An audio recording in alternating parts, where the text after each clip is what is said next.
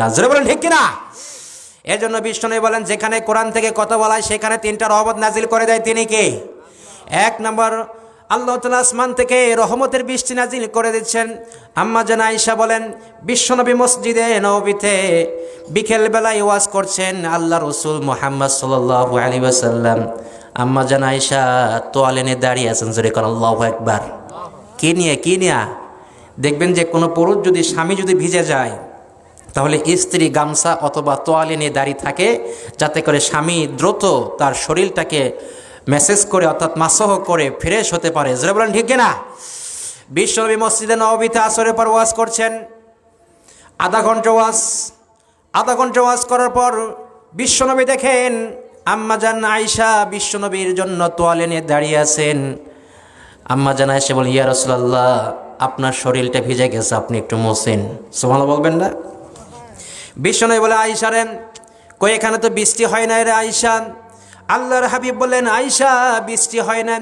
এবার আম্মা জান আয়েশা বলে, আল্লাহ, আল্লাহর কসম করে বলি গো দয়ার নবী, আপনি যখন কোরআন থেকে আলোচনা করছিলেন মনে হচ্ছিল আল্লাহ তাআলা আসমান থেকে ঝুমঝুম বৃষ্টি নাজিল করে দিচ্ছেন। আল্লাহু আকবার। তাহলে রহমতের প্যান্ডেলে আসলে জীবনে কোনো রহমত দেয় তিনি কে? আবার যখন আপনারা মসজিদে ঢুকবেন ডান পাতে ঢুকতে হয় বলছেন মুহাম্মদ সাল্লাল্লাহু। মসজিদে ঢোকার সময় ডান পা দিতে হয়, দোয়া আছে না নাই? বিশ্বনবী বলেন যখন তুমি মসজিদে ঢুকবা তখন ডান পাতে ঢুকবা, ডান পাতে ঢোকার সময় বলতে হয় আল্লাহুম্মা আফতাহ লি আবওয়াবা রাহমাতিক, ও আল্লাহ তোমার ঘরে ঢুকলাম, তুমি রহমত দিয়ে দাও। জোরে বলে আমিন। মসজিদে ঢুকলে রহমত দেয় তিনি কে? আবার এই কোরআনটাকে রহমত করে পাঠিয়েছেন তিনি কে? তার মানে মসজিদে যারা যায় তারা ভালো মানুষ, ঠিক কিনা বলেন? যারা কোরআনের প্যান্ডেলে বসে থাকে তারা ভালো মানুষ, আর যারা কোরআনের মাহফিলে বসে না, মসজিদেও যায় না, বোঝা লাগবে এরা হচ্ছে হিরো আলমের মতো ফটকাবাজ। ঠিক কিনা? দেখবেন যে কোরআনে হচ্ছে এমন একটা রহমত, এই কোরআন হচ্ছে রহমত, মসজিদ হচ্ছে রহমতের জায়গা। বিষ্ণু বলেন যখন তুমি মসজিদে ঢুকবা তখন ডান পাতে ঢুকবা আর বলবা আল্লাহুম্মা আফতাহ লি আল্লাহুম্মা আবওয়াবা রাহমাতিক, ও আল্লাহ তোমার ঘরে ঢুকলাম, তুমি আমাদেরকে রহমত দিয়ে দাও। জোরে বলে আমিন। তার মানে মসজিদে আসলে রহমত আছে না নাই? আবার এই কোরআনটাকে রহমত করে পাঠাইছেন তিনি কে? আরেকটা জোরে বলেন তিনি কে? আল্লাহ তাআলা বলেন ওয়ানুনাজ্জিলু মিনাল কুরআনি মা হুয়া শিফাউ ওয়া রাহমাতুল লিল মুমিনিন ওয়া লা ইয়াজিদুয যালিমিনা ইল্লা খাসারা। আল্লাহু আকবার। আল্লাহ তাআলা বলেন আমি এই কোরআনটাকে নাজিল করেছি রহমত করে মুমিনদের জন্য রহমত। জোরে কোন সুবহানাল্লাহ। আপনাদের এলাকার একজন কৃতি সন্তান আছেন যিনি এই যে মানুষের সমস্যা হলে সমাধান করে দেয়। সুবহানাল্লাহ বলবেন না? এই কোরআনের সমাধান আছে না? আছে না নাই? জোরে বলেন আছে না নাই? ছোট বাচ্চা ঘরের ভিতরে কান্নাকাটি করে, সমস্যা হয় না? রাত্রিবেলা ঘুম নাই, দেখবেন যে সারা রাত বাচ্চা কান্নাকাটি করে। ডাক্তারের কাছে গেলে রোগ ভালো হয় না, বিভিন্ন নাপা ওষুধ খাওয়াইছেন, রোগ ভালো হয় না। এমবিবিএস ডাক্তারের কাছে গেছেন, প্রেসক্রিপশন লিখে দিয়েছেন, 5টা ওষুধ দিয়েছেন, ওষুধগুলো খাওয়াইছেন, রোগ ভালো হয় না। এরপরে একজন হুজুরের কাছে গিয়েছেন, হুজুরকে বলতেছেন ফজরের নামাজের পর, হুজুর আমার সন্তানের ডাক্তারের কাছে নিয়ে গিয়েছিলাম, ডাক্তার ওষুধ দিয়েছে, নাফা দিয়েছে, প্যারাসিটামল দিয়েছে, বিভিন্ন ওষুধ দিয়েছে, কিন্তু জ্বর ভালো হয় না। এরকম সমস্যা আছে না নাই? আর একটু জোরে বলেন আছে না নাই? এবার হুজুর মুস্কি হাসে বললেন, মা তোমার ছোট বাচ্চাকে আমার কাছে নিয়ে আসো। আর ছোট বাচ্চাকে নিয়ে আসার পর কি জানি আলেমরা মুখটা গুড়গুড় করে, মুখটা শুধু লড়াই, ঠোঁটটা শুধু লড়াই, 3বার পরে ফোঁ দিয়ে দেয়, দম দিয়ে দেয়। 1 ঘন্টার ভিতরে ওই বাচ্চার শরীর থেকে জ্বরটাকে ভালো করে দেয় তিনি কে? আল্লাহু আকবার বলেন। এজন্য রব্বুল আলামিন বলেন ওয়ানুনাজ্জিলু মিনাল কুরআনি মা হুয়া শিফাউ ওয়া রাহমাতুল লিল মুমিনিন ওয়া লা ইয়াজিদুয যালিমিনা ইল্লা খাসারা। আল্লাহু আকবার। আল্লাহ বলেন আমি আল্লাহ তাআলা কোরআনটাকে রহমত করে পাঠিয়েছি। আর মুমিনদের জন্য রোগের চিকিৎসা করে পাঠিয়েছেন তিনি কে? আপনার যখন ভালো লাগবে না ওযু করবেন, কি করতে হয়? কি ভালো না লাগলে কি করতে হয়? আর আমরা ভালো না লাগলে, যুবকেরা তো ভালো না লাগলে, যখন কোনো প্রেমিক আর প্রেমিকা, স্ত্রী আর স্বামীর ভিতরে কোনো ঝগড়া হয়, দেখবেন যুবক বাড়ি ঘর ছেড়ে যে সিগারেট টানতে টানতে রাস্তায় মাতলামি করে। জোরে বলেন ঠিক কিনা? সিগারেট টানলে কি আপনার মতলব ভালো হয়? গাঞ্জা খেলে কি মতলব ভালো হয়? এটা করলে বিগের বেড়ে যায়। অথচ যখন আপনার মাথা বিগড়িয়ে যাবে, মনটা যখন আনইজি ফিল করবেন, তখন আপনি ওযু করবেন। ওযু করার পর 2 রাকাত নামাজ পড়বেন, আপনার সকল সমস্যার সমাধান করে দেবেন তিনি কে?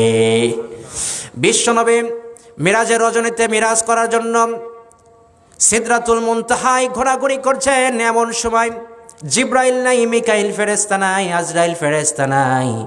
যখন কোনো ফেরেশতার থাকার মতো ক্ষমতা নাই, তখন সেখানে হযরতে বিলালের জুতার পায়ের শব্দ শুনতে পাইলেন। সুবহানাল্লাহ বলেন।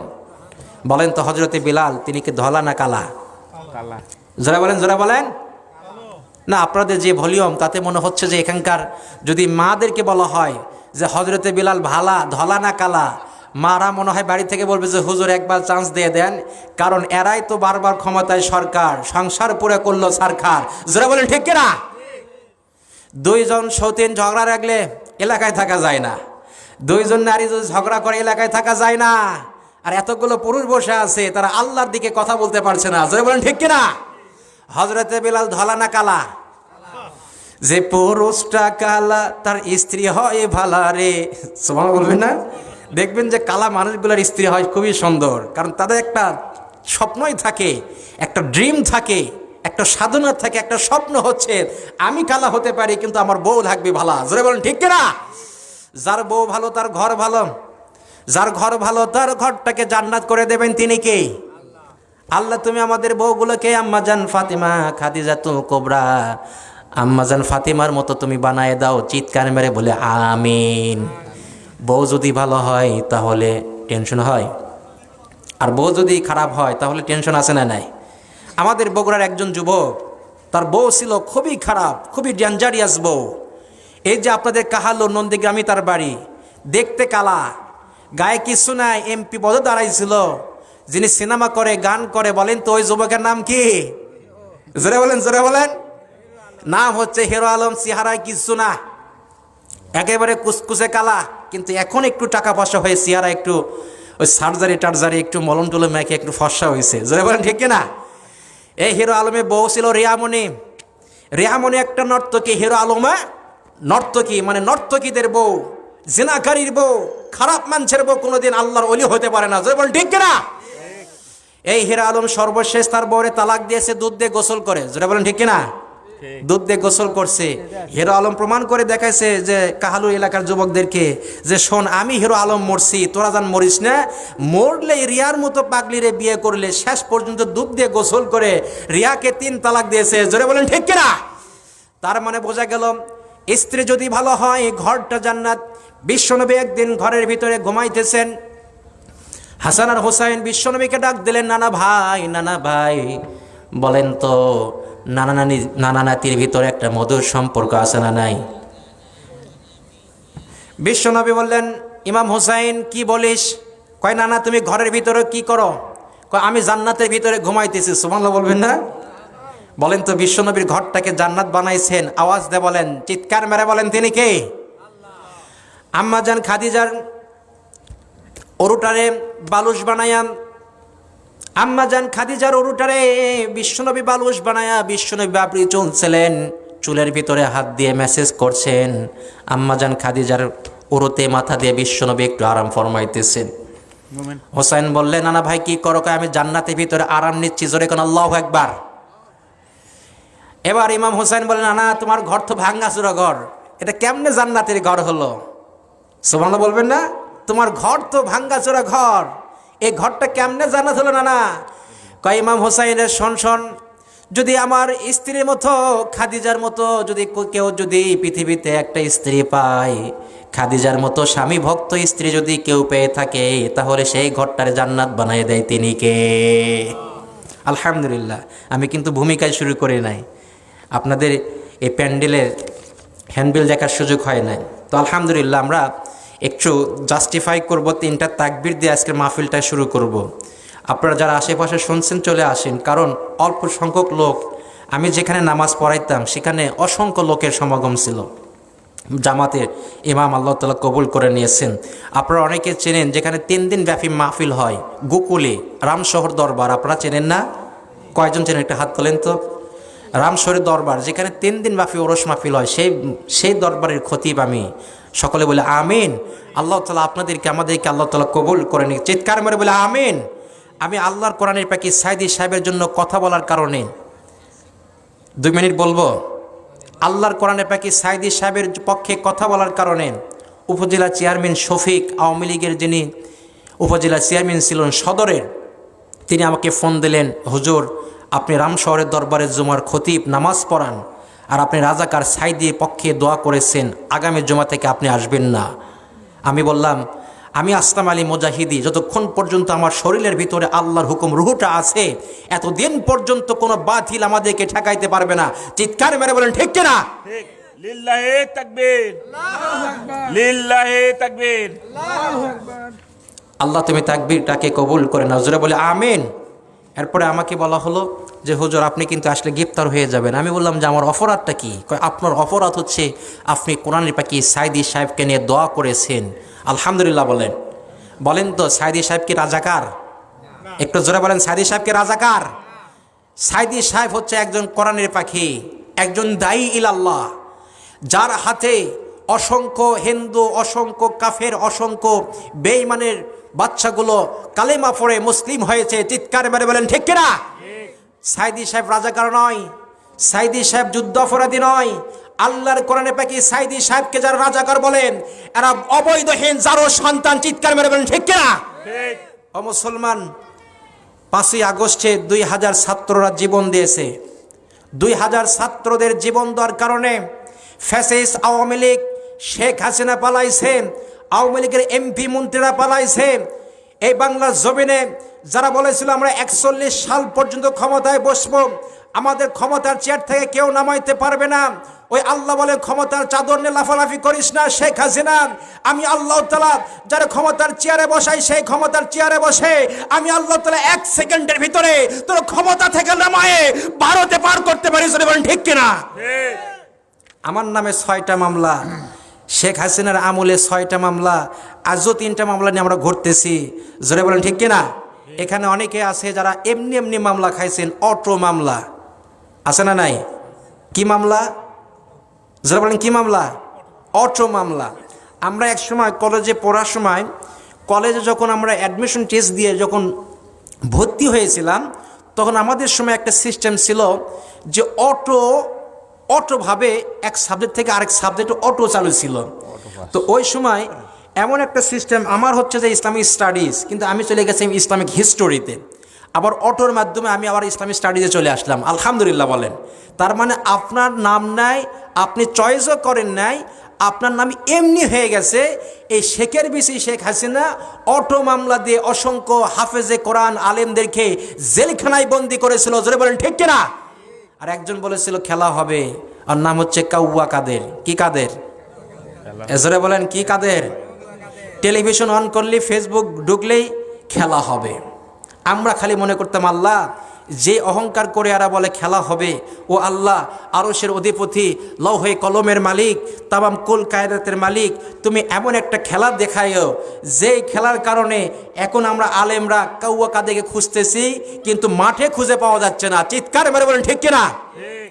কোথায় আওয়ামী লীগ, কোথায় কাদের কাকা, কোথায় গেল ওই জালিমদের গরম গরম কথা। যারা বলেন ঠিক কিনা? যে বলবেন না সে মনে করেন যে ওই দলের লোক। দেখেন তো কে বলে না। আপনারা কি মন খারাপ করতেছেন? মন খারাপ করতেছেন? কোথায় আওয়ামী লীগ, কোথায় কাদের কাকা, কোথায় গেল ওই জালেমদের গরম গরম কথা, খেলা হবে। ঠিক কিনা বলেন? সকালে বলেন খেলা হবে, খেলা হবে, খেলা হবে বলে কাকা গেল পালাইয়া। হাসিনা পালাইছে দেশটা সারিয়া, সৌরাচার পালাইছে দেশটা সারিয়া। আল্লাহ তোমার দরবারেতে হাজার শুকরিয়া, আল্লাহ তোমার দরবারেতে লাখ শুকরিয়া। হাসিনা পালাইছে দেশটা সারিয়া, হাসিনা পালাইছে দেশটা সারিয়া। কোথায় আওয়ামী লীগ, কোথায় কাদের কাকা, কোথায় গেল ওই জালেমদের গরম গরম কথা? চিৎকার বলবেন ঠিক কিনা? কোথায় আওয়ামী লীগ, কোথায় কাদের কাকা, কোথায় গেল ওই জালিমদের গরম গরম কথা? খেলা হবে, সকলে বলেন, সকলে বলেন, খেলা হবে। বলেন, আমি শুধু বলবো খেলা, আপনারা বলবেন যে হবে। খেলা, খেলা, খেলা, হবে। খেলা হবে বলে বুবু গেল পালাইয়া, হাসিনা পালাইছে দেশটা সারিয়া। লিল্লাহে তাকবীর, আল্লাহু আকবার। আলহামদুলিল্লাহ। কৃষ্ণপুর মধ্যপাড়া রাহমানিয়া জামে মসজিদের উদ্যোগে বিরাট ইসলামী জালসা দোয়া মাহফিল। একটু উচ্চ স্বরে বলেন তো, এই মসজিদ, এই ঘরের মালিক একজন, চিৎকার মারে বলেন তিনি কে? আল্লাহ। এই মসজিদটা আল্লাহর ঘর। এই মসজিদটাকে যদি কোনো মানুষ ব্যক্তিগতভাবে নিজের বাবা সম্পত্তি দিয়ে গেছেন, আছে না নাই? সম্পত্তি, এটাকে আল্লাহ তাআলার নামে আমরা কি করে দিই? ওয়াকফ করে দিই, ওইল করে দিই। ওয়াকফ করতে হয়, আল্লাহর নামে দিতে হয়, তাছাড়া সেই মসজিদে নামাজ হয় না। ঠিক কিনা বলেন? কোনো জমিদাতা যদি বলে যে এই জমির, এই মসজিদের মালিক আমি, ওয়াকফ করার আগ পর্যন্ত সেই মসজিদে নামাজ হবে? যেরকম নামাজ হবে, নামাজ হবে। মসজিদ বানাইছি আমরা, এটা দিয়েছি আমরা, সিমেন্ট দিয়েছি আমরা, রড দিয়েছি আমরা, রাজমিস্ত্রি যোগালি দিয়েছে আমরা, না কে? আমরা না আল্লাহ? জমি দিলাম আমরা, শ্রমিক হলাম আমরা, রড দিলাম আমরা, রাজমিস্ত্রি কাজ করলাম আমরা, নাম দিলাম কার ঘর? সব কিছু করলাম আমরা, নাম হলো বাইতুল্লাহ। আবার বান্দা যখন জমিন থেকে, এই দুনিয়া থেকে, কৃষ্ণপুর এই ওয়াজ মাহফিলের প্যান্ডেল থেকে যখন আল্লাহর গোলামেরা একবার সুবহানাল্লাহ পড়ে, আলহামদুলিল্লাহ পড়ে, অথবা একটা মসজিদ দুনিয়াতে বানায় রব্বুল আমিন, জান্নাতের মালিক যিনি, সেই জান্নাতের ভিতরে আপনার আমার নামে একটা করে জান্নাতের ঘর বরাদ্দ করে দেয়। সুবহানাল্লাহ বলেন। তার মানে বোঝা গেল, দুনিয়াতে যদি কোনো বান্দা আল্লাহর জন্য ঘর বানায়, আপনার আমার জন্য জান্নাতের ভিতরে ঘর বানায় দেবেন তিনি কে? এই পৃথিবীর ইতিহাসে প্রথম মসজিদ বানাইছেন বাপ আর বেটা মিলে, বাইতুল্লাহ বানাইলেন। বাইতুল্লাহ বানানোর পর দুইটা হাত তুলছেন, বলেন তো কার দরবার? আল্লাহ। আমরা সন্তান না হলে হাত তুলবো কার কাছে? পীর সাহেবের কাছে? আল্লাহর কাছে? যারা বলেন কার কাছে? একটা সন্তান দে রে বাবা, একটা সন্তান দে। বাবার দরবারে যায় সন্তান চাই, এরকম পাগলি বোন আছে না নাই? যেই বাবা আবার বলে, বাবা ন্যাংটা হয়ে থাকে, বলে যে বাবার ভিতরে মাল আছে, কথা কর না কে? ঠিক। যেই বাবা সব বের করে রাখছে, সেই বাবার ভিতরে নাকি মাল আছে, যে মাল আছে সব বার করে রাখছে। যারা বলেন ঠিক কিনা? এই বাবা 1 বছর গোসল করে না, 12 মাস গোসল নাই। দেখবেন যে 1 বছর পর যেদিন ওরস মাহফিল বাবার হয়, সেই দিন গোসল করে ওই ওরসের মাহফিল পাগলি বোনেরা সন্তানের নিয়ত করে খায়। যে বলেন ঠিক কিনা? অথচ পৃথিবীর কোনো মানুষ সন্তান দিতে পারে না। যদি আপনার সন্তান না হয়, মুসলমানের সন্তান, আওয়াজ দিয়ে বলেন তো সন্তান দিতে পারেন একজন, তিনি কে? রব্বুল আলামিন বলেন, ইন্নামাল মুমিনুনাল্লাযীনা ইযা যুকিরাল্লাহু ওয়াজিলাত কুলুবুহুম ওয়া ইযা তুলিয়াত আলাইহিম আয়াতুহু যাদাতুহুম ঈমানাও ওয়া আলা রাব্বিহিম ইয়াতাওয়াক্কালুন। আল্লাহু আকবার। আল্লাহ যারা মুমিন হবে তাদের 3টা বৈশিষ্ট্য। কয়টা? কয়টা? 3টা। যারা বলেন কয়টা? মুমিনদের 3টা বৈশিষ্ট্য। 1 নম্বর, যখন মুমিনদের সামনে আল্লাহর নামে জিকির করা হবে, অন্তরকে পড়বে ঘোষণাকার। দেখবেন যে অনেক দরবার আছে, পীর সাহেব জিকির করে, মুরিদ দেখবেন যে পীর সাহেবের ঘাড়ের ওপর লাফ দিয়ে ওঠে, আছে না নাই? আছে। আমরা দেখতেছি বাংলাদেশে পীর সাহেব জিকির করতেছে, মুরিদ লাফাইতে লাফাইতে প্যান্ডেলে ওঠে, আছে না নাই? আল্লাহ বলে লাফাস কেন, এত লাফাস কেন রে তোরা, এত লাফাস কেন? লাফিয়ে যদি জান্নাত পাওয়া যাইতো আগে যাইতো ব্যাং। ঠিক কিনা বলেন? ব্যাঙ্গের সাথে কি আপনি আমি বেশি লাফাই? না। কথা বল না কেন? ওয়াজই করবো না কিন্তু, এমনিতে লোকজন কম, তারপরে যে ওয়াজ করতেছি আজারি ভাইয়ের স্টাইলে। ঠিক কিনা বলেন? এত লাফাস কেন রে তোরা, এত লাফাস কেন? লাফিয়ে যদি জান্নাত পাওয়া যাইতো আগে পাইতো ব্যাং। জোরে বলেন ঠিক কিনা? আল্লাহ বলে মুমিনদের সামনে যখন আমি আল্লাহর নাম উচ্চারণ করা হয় তখন মুমিনদের অন্তর কেঁপে উঠবে। আর চারটা জিকির হচ্ছে শ্রেষ্ঠ জিকির, বলছেন মুহাম্মদ সাল্লাল্লাহু। আল্লাহর হাবিব বলেন পৃথিবীতে চারটা জিকির হচ্ছে শ্রেষ্ঠ জিকির। এক নাম্বার সুবহানাল্লাহ। এক নাম্বার কি? একটু জোরে বলেন, এক নাম্বার কি? এক নাম্বার সুবহানাল্লাহ, দুই নাম্বার আলহামদুলিল্লাহ, দুই নাম্বার, তিন নাম্বার হচ্ছে আল্লাহু আকবার, তিন নাম্বার কি? চার নাম্বার লা ইলাহা মুহাম্মাদুর। বিশ্বনবী বলেন সিনতানে মুজিবাতান ক্বালা রাজুলু ইয়া রাসূলুল্লাহ মাল মুজিবাতান মাম্মাতা লা ইশরিকু বিল্লাহি শাইয়া দাখালান নার ওয়া মাম্মাতা লা ইশরিকু বিল্লাহি শাইয়া দাখালাল জান্নাহ। জোরে বলে আল্লাহু আকবার। বিশ্বনবী বলেন দুইটা জিনিসকে অজীব করে দেয়। সাহাবীরা বললেন মাল মুজিবাতান, ও আল্লাহর নবী কেমন দুইটা জিনিসকে অজীব করে দেয়? আল্লাহর হাবিব বললেন যদি কোনো মানুষ শিরিক করে মারা যায় তাহলে জাহান্নামে যাবে। ঘোষণা কার? আরেকটা যাবেন, ঘোষণা কার? যদি কেউ আল্লাহরে সিজদা না করে মাজারে যায় সিজদা করে তাহলে শিরিক করলো কার সাথে? আরেকটা যাবেন, কার সাথে? সন্তান না হলে পীর সাহেবের কাছে সন্তান চাইলে শিরিক করলো কার সাথে? আবার আপনার ঘরের ভিতরে কান্নাকাটি করতেছেন, বিপদে পড়ে গেছেন, আপনি বলতেছেন দয়াল বাবা তুমি ছাড়া আমার কেউ বাঁচাইতে পারবে না, বলেন তো শিরিক করছেন কার সাথে? আপনাদের এলাকায় ঝড় হয়, আমার এলাকায় ঝড় হয়। আমার এলাকায় আমার পার্শ্ববর্তী একজন হিন্দু থাকে, একটা গোষ্ঠী, 10-15টা বাড়ি আছে। তো আমি তখন অনেক ছোট, প্রায় ক্লাস 8-এ মনে হয় পড়ি। তো এই 8-এ পড়া অবস্থায় একবার প্রচণ্ড সেই ঝড়, একবার ঝড় হওয়ার কারণে গাছের শিকড় সহ পর্যন্ত উড়ে গেছিল। জোরে বলেন ঠিক কিনা? মানে যখন ঝড় হয় তখন এমন ঝড় হয় দেখবেন যে মেয়ে গর্জন করে তার কিন্তু কাজ হয় না, আর যেটা গর্জন করে না তার কিন্তু অ্যাকশন বেশি হয়। জোরে বলেন ঠিক কিনা? তো হঠাৎ করে আকাশ মেঘ করছে, তেমনও মেঘ না, ঝড়ের কোনো আবশ্যক না, কিন্তু এমন জোরে ঝড় শুরু হয়েছে। আমি নিশ্চিন্তপুর মাদ্রাসা থেকে বাসার দিকে আসতেছিলাম, আসতেই দেখি প্রচণ্ড ঝড়ের কারণে আমি একটা গাছের কাছে আমি শেল্টার নিলাম, নিজেকে সেফ করার জন্য দাঁড়িয়ে গেলাম। দেখি যে পার্শ্ববর্তী হিন্দুর ঘর থেকে আসতেছে লা ইলাহা ইল্লাল্লাহ, লা ইলাহা ইল্লাল্লাহ, আল্লাহু আকবার বলেন। ঝড় উঠলে জিকির আছে কার? ঝড় উঠলে বলবেন আল্লাহু আকবার, ঝড়টাকে ঠান্ডা করে দেবেন তিনি কে? আবার যদি কোনো বাড়িতে আগুন লাগে আল্লাহু আকবার বলতে হয়। কি বলতে হয়? আল্লাহ বড়, আল্লাহ বড়।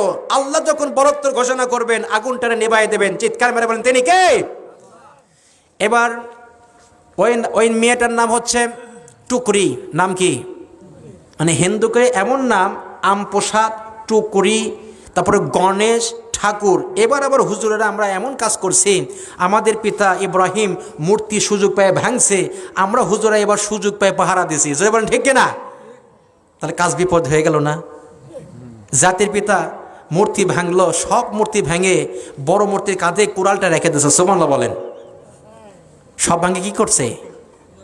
ধরেন সব ভাঙার পরে যে আমাদের আব্দুল সালাম, এই যে তুফানি না জিহাদি, যে সুন্দর আজকে সিদ্দিকি, আল্লাহ তুমি আব্দুল সালাম সিদ্দিকি কবুল করে নাও। জোরে বলে আমিন। সিদ্দিকি আকবর হযরতে আবু বকরের সাথে তুমি তাকে ইসলামের জন্য কবুল আর মঞ্জুর করে নাও। চিৎকার মেরে বলে আমিন। সব মূর্তি ভাঙা শেষ। ইব্রাহিম আলাইহিস সালাম ভেঙে এবার বড় মূর্তির কাছে কোরাল রেখে দিয়ে দাঁড়িয়ে আছে। এবার সকলে যখন মেলা থেকে আসে দেখে কেড়ে তাদের ওম নমো ওম শান্তি আছে না নাই? হরে কৃষ্ণ হরে হরে। এবার এসে দেখে যখন ঠাকুরের কাছে আসবে, মূর্তির কাছে, খোদার কাছে আসবে, আসে দেখে যে সব কুপায়ে ভাঙছে, দাঁড়িয়ে আছে কয়টা? যাই বলেন কয়টা? আমাদের খোদা কয়টা?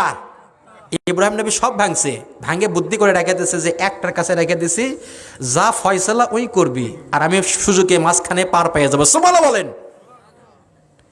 এবার যখন সকলে মেলা থেকে আইছেন, দেখবেন যে হিন্দুদের মেলাতে ওরা মদ খায়, দেখছেন ওরা গায়ে রক্ত মাখে, রং মাখে, ওরা পোশাকটাকে এলোমেলো করে দেয়।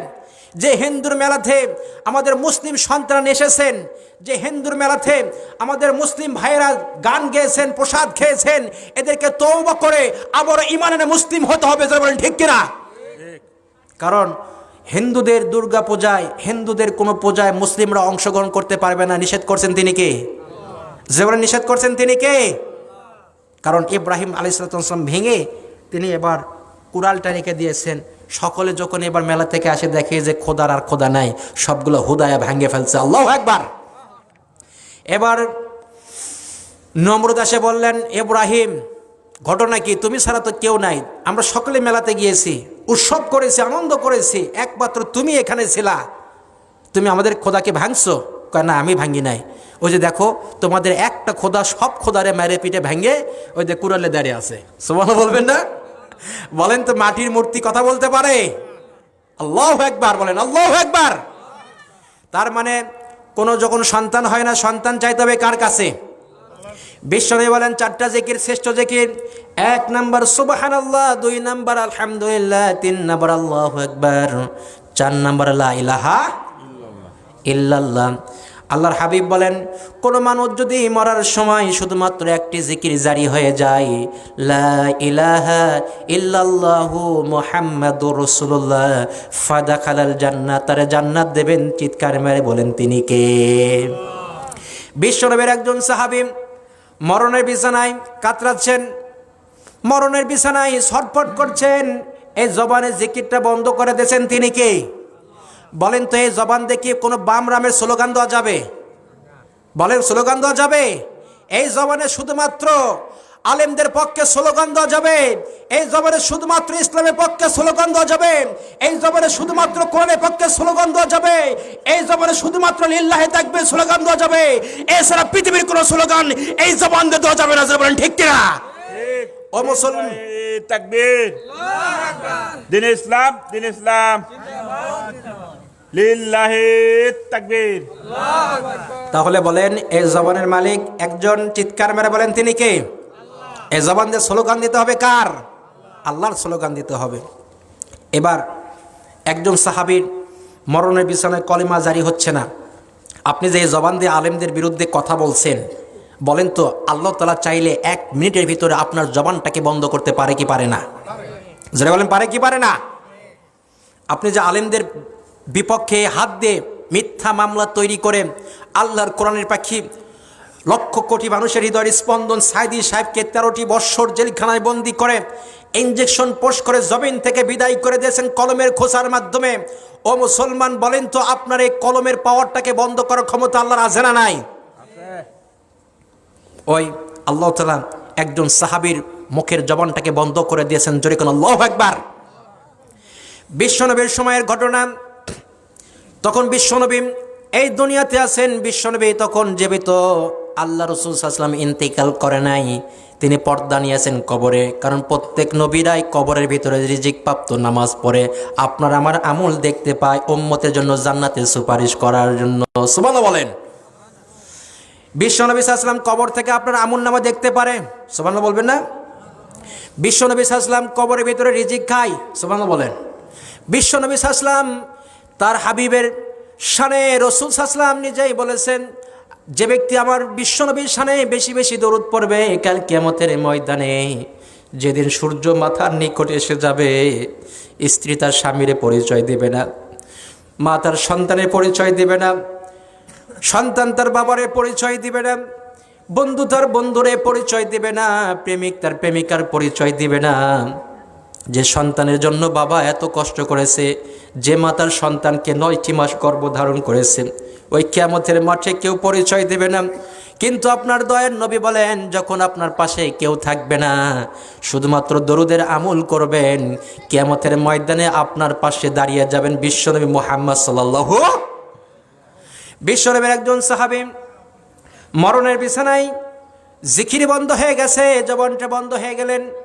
বিশ্বনবীর কাছে এই খবরটা পৌঁছে গেলেন, বিশ্বনবী সাহাবীকে দিয়ে পাঠালেন, বলেন তো বিশ্বনবীর জামাই শেরে খোদার নাম কি? আরেকটা জোরে বলেন নাম কি? আল্লাহ রসুল বলেন আমি হচ্ছেন মদিনার এলেম, আর সেই শহরের দরজা হচ্ছে আমার আলী। সুবহানাল্লাহ বলেন। আলী এবং রসুল সাল্লাল্লাহু আলাইহি ওয়াসাল্লাম দুইজন হচ্ছে চাচাতো ভাই। সুবহানাল্লাহ বলবেন না? আপন চাচাতো ভাই, আপন চাচাতো ভাই তার আপন ভাতিজিরে বিয়ে করছেন। সুবহানাল্লাহ বলেন। এটা জায়েজ করছেন তিনি কে? আল্লাহ। মা ফাতেমারে বিয়ার বয়স হয়েছেন, কে বিয়ে করবে? মক্কাতে কোনো যুবক নাই, মদিনাতে কেউ দাঁড়ানোর ক্ষমতা নাই, মক্কাতে কেউ দাঁড়াইতে পারে না। আল্লাহ বলেন নবী মা ফাতিমার জন্য আমি আল্লাহ তাআলা নিজেই ঘটক হয়ে এমন একটা স্বামী বাছাই করেছি, স্বামী নির্ণয় করেছি, বর পছন্দ করেছি, যে বর আপনার বাড়িতে থাকে, আপনার দেওয়া খাবার খায়, আপনার সাথে ঘুমায়, আপনার আপন চাচাতো ভাই হযরতে আলীকে আপনার মেয়ে ফাতিমার সাথে বিবাহ দিয়ে দেন। জোরে কোন সুবহানাল্লাহ। শেরে খোদা হযরতে আলীকে বিশ্বনবী বললেন আলীরে, চারজন সাহাবীকে পাঠিয়ে দিলেন। আমার একজন সাহাবী মরণের বিছানায় শুয়ে আছে, কিন্তু জবানে জিকির বন্ধ করে দিয়েছেন, তিনি কে? যারা বলেন জবানে জিকির বন্ধ করছেন তিনি কে? ইয়া আলী যাও তো আমার ওই সাহাবী তদন্ত করে দেখো তো কি অবস্থা, কোন এমন খারাপ কাজ করার কারণে, কি বেদবি করার কারণে আমার আল্লাহ তাআলা রাগ করে জবানটারে বন্ধ করে দিয়েছেন। হযরতে আলী শেরে খোদা আসলেন সাহাবীর বাড়িতে, হযরতে আলকামার বাড়িতে। আসে দেখেন সাহাবীটা মরণের বিছানায় শুয়ে আছেন। সুবহানাল্লাহ বলেন। যখন মানুষের মৃত্যুর যন্ত্রণা শুরু হয়ে যায়, দেখবেন যখন আজরাইল নামক ফেরেশতা যখন নিকটবর্তী হয়ে যায়, মানুষ তখন খালি ছটফটায়, এদিক ওদিক তাকায়। জোরে বলেন ঠিক কিনা? চোখ দিয়ে পানি পড়ে, শরীরের ভিতরে কম্পন শুরু হয়ে যায়, মুখ শুকে যায়। বারবার আমরা পানি খাইতে বলি, জোরে বলেন ঠিক কিনা? পানি খাইতে বলি, গলা শুকিয়ে যায়, গলা ফেটে যায়, কলিজা ফেটে যায়, মানুষটা কোনো কথা বলতে পারে না। বিশ্বনবীর বেঁচে থাকা অবস্থায় একজন সাহাবীর জবান বন্ধ হয়ে গেলেন। হযরত আলী হাঁটি হাঁটি পা পা করে চারজন সাহাবীকে বললেন চলো আমরা তদন্ত করে দেখি তো ওই আলকামা কি এমন খারাপ কাজ করেছে যার কারণে জিকির বন্ধ করছেন তিনি কে? এবার সাহাবীরা আসলেন, আসে আলকামার বাড়িতে নক করলেন, সালাম দিলেন, কারণ ঘরে ঢুকতে হলে সালাম দেওয়ার জন্য বিধান দিয়েছেন তিনি কে? একটু জোরে বলেন তিনি কে? আমরা যখন কারো বাড়িতে ঢুকি সালাম দিই, আমরা সালাম দিই না, হুট করে আমরা ঘরের ভিতরে ঢুকে যাই। জোরে বলেন ঠিক না? আল্লাহ বলে আগে সালাম দাও, একবার দিছো তোমার জন্য জবাব আসে না, দাঁড়িয়ে থাকো। সুবহানাল্লাহ বলেন। একবার সালাম দিয়েছেন কোনো জবাব নাই, আপনাকে দাঁড়িয়ে থাকতে বলছেন তিনি কে? দুইবার সালাম দিয়েছেন, দাঁড়িয়ে থাকেন, কোনো জবাব নাই। তিনবার সালাম দিয়েছেন, দাঁড়িয়ে থাকেন, কোনো জবাব নাই। চারবার আপনার আর দাঁড়ানো কোনো ক্ষমতা নাই, বাড়ি থেকে ফিরে আসুন বলছেন মুহাম্মদ সাল্লাল্লাহু। আর আমরা হক গলে সালাম ছায়া খালি ঘরের মধ্যে ঢুকে যায়, আছে না নাই? বিশ্বনবী সাল্লাল্লাহু আলাইহি ওয়াসাল্লাম বলেন তিনটার সময় তার সন্তান তার মায়ের রুমে ঢুকতে পারে না, বলছেন মুহাম্মদ সাল্লাল্লাহু। একটা হচ্ছে সকালবেলা, কোন বেলা? ফজরের পরে সকালবেলা খুব ভোরে কোনো সন্তান যদি প্রাপ্তবয়স্ক হয়ে যায় মায়ের ঘরে ঢুকবে, ওই ঘরে ঢুকতে হলো মাকে সালাম দিয়ে অনুমতি নিয়ে ঢোকার জন্য, বলছেন মুহাম্মদ সাল্লাল্লাহু। আল্লাহর হাবিব বললেন শোনো, যদি তুমি সকালবেলা মায়ের ঘরে মাকে সালাম না দিয়ে ঢোকো, এমনও হতে পারে তুমি লজ্জিত হবা, তোমার মায়া লজ্জিত হয়ে যাবে। জোরে বলেন ঠিক কিনা? আবার আরেকটা সময় হচ্ছে দুপুরের সময়, কারণ দুপুরের সময় দেখবেন যে প্রচণ্ড গরম না, প্রচণ্ড গরম। এই প্রচণ্ড গরমের সময় ফ্যানটা ছেড়ে দিয়ে, এসিটা ছেড়ে দিয়ে, পোশাকটা শরীর থেকে খুলে অল্প কিছু সংখ্যক পোশাক পরে আমরা যেরকম ঘরের ভিতরে থাকি, মক্কাতে ওই সময় প্রচণ্ড রোদের দেশ, প্রচণ্ড গরমের সময় বিশ্বনবী তার সাহাবীরা রুমের ভিতরে যখন থাকতেন সামান্য কিছু পর্দা হাঁটুর নিচ থেকে নাভির ওপর পর্যন্ত পোশাক পরে থাকতেন। আল্লাহর হাবিব বললেন সাহাবীরা শোনো, ঠিক দুপুর টাইমে যখন ঘরে ঢুকবা তখনও সালাম দিয়ে ঢুকবা, সালাম দিয়ে না ঢোকা পর্যন্ত তোমাদের জন্য বৈধ নয়, হারাম করছেন তিনি কে? আরেকটা সময় হচ্ছে যখন আপনার পিতামাতা রাত্রিবেলায়, যখন রাতের বেলা যখন শুয়ে থাকে, তখনও পিতামাতার রুমে হলেও আপনাকে সালাম দিয়ে ঢুকতে হয়। যেটা বলেন ঠিক কিনা? এবার হযরত আলী শেরে খোদা তিনি বাড়িতে গেলেন, সালাম দিলেন, সালামের জবাব পেলেন ওয়ালাইকুম আসসালাম। সুবহানাল্লাহ বলেন। আপনারা সকলে সালাম দিয়ে ঢুকবেন তো ইনশাল্লাহ? এক যুবক ওয়াজ শুনতে গেছেন, এখন হুজুর ওয়াজ করছেন যে সালাম স্বামী তার স্ত্রীর সালাম দেবে, স্ত্রী তার স্বামীরে সালাম দেবে। সুবহানাল্লাহ বলেন। মাহফিল শোনার পরে যুবক এবার বাড়িতে এসে সালাম দিয়েছে স্ত্রীর, আসসালামু আলাইকুম। স্ত্রী হাসে বলতেছে স্বামী ঘটনা কি? হঠাৎ করে তুমি স্বামী সালাম দিচ্ছ, সন্দেহ আছে না নাই? আছে না নাই? ওয়াজ শোনার পর যুবক ওয়াজ শুনছেন, ওয়াজ শোনার পর বাসায় এসেছেন, আসার পর স্ত্রীর রাত 12টার দিকে হঠাৎ করে যে যুবক সিগারেট খায়, স্ত্রীর প্রতি গরম করে লাঠি দিয়ে পিটায়, আছে না নাই? একটু কিছু বললে, এখনকার যুবকেরা তো নিজেরাই মার খায়, স্ত্রী পিটাইতে পারে না। আর আগেকার বাপজানেরা স্ত্রী হাউলা পান্ডিতে মারতে মারতে আব্বা বলা না পর্যন্ত ছাড়তো না। জয় বলেন ঠিক কিনা? কথা কর না কে? আমরা দেখছি তো, আমরা নিজেরাও দেখছি। যতক্ষণ পর্যন্ত মরদ, ওরা ছিল মরদ বেটা শুন, স্ত্রী মারতে মারতে পায়ের তলে ফালাইছে, আব্বা করে ডাক। কথা কর না কে? বাপজান ভুল বললাম না ঠিক বললাম? যতক্ষণ না স্ত্রী মনে করেন যে বিকেট ঠান্ডা করছে, এতক্ষণ স্বামী হাউলা পান্ডিতে মারছে। বলেন ঠিক কিনা? আর এখনকার গেদারা প্রেম করে পরিমণিরে বিয়ে করছে। পরিমণি কারে কারে? রূপ দেখে বিয়ে করছে। পরে না চোখের পলক, কি তোমার রূপর ঝলক, দোহাই লাগে মুখটি তোমার আসল দিয়ে ঢাকো। সুবহানাল্লাহ বলবেন না? এটা আল্লাহ তাআলার বিধান। পরে না চোখের পলক, কি তোমার রূপের ঝলক, দোহাই লাগে মুখটি তোমার একটু আসলে ঢাকো।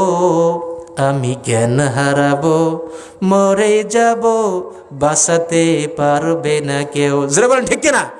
তুই মরবো মর, একটা যুবক তো আবার তো সুযোগ পাবি। জোরে বলেন ঠিক কিনা? এই কথাটা কেন আসলো? মেয়েদের সুন্দর করে বানাইছেন তিনি কে?